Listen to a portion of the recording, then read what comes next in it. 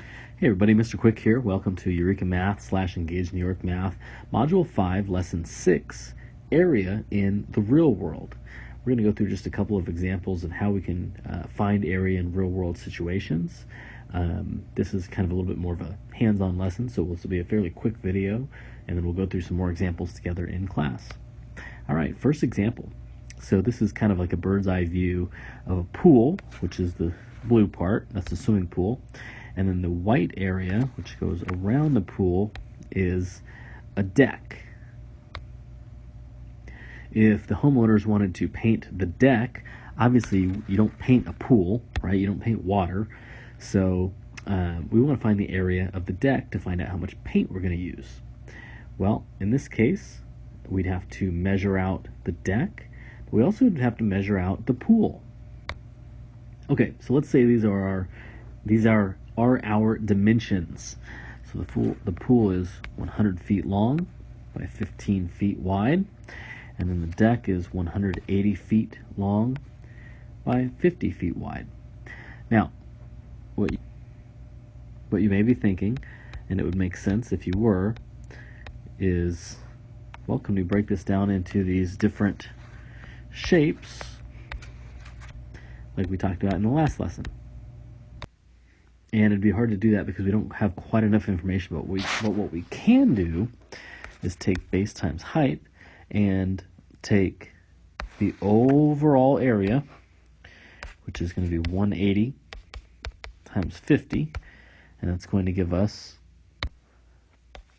9,000 square feet. And then we can take the area of the pool, which is 100 by 15. So 100 times 15, which would give us, of course, 1,500. So we have the overall area, and we have the area of the pool. So if you think about this whole area that we would need to paint, it's everything but the pool. So we're going to take the 9,000 feet total, and we're going to subtract the 1,500 feet of the pool, and we'd be looking at 7,500 square feet that we would need to paint. Make sense? So we find the overall area, and then we subtract the pool. Okay, another quick example here. Let's say we measured our door, and we measured the door in feet, and we measured to the nearest half foot. You have to decide what you're going to measure to. Are you going to measure to the 1/8 of an inch? Or are you going to measure to the nearest foot, nearest half foot? It just depends on what you're measuring.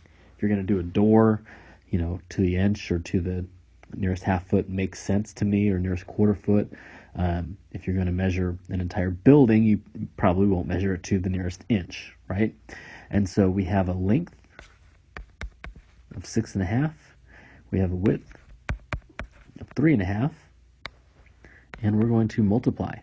But to make this an easier problem, we're going to use our multiply, add, denominator stays the same, our MAD, right? 6 times 2 is 12, plus 1 is 13, denominator stays the same, times 2 times 3 is 6, plus 1 is 7, 7 halves because the denominator stays the same.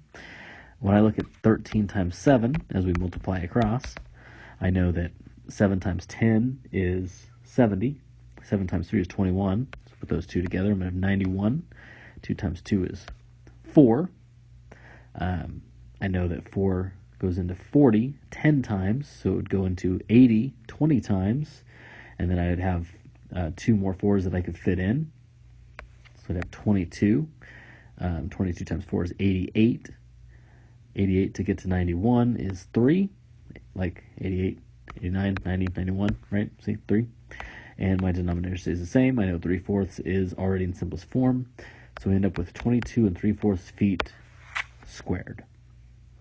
Okay, this is a very short video today, but we're going to look at some more examples in class and maybe do some measuring and find some area. So thank you for watching.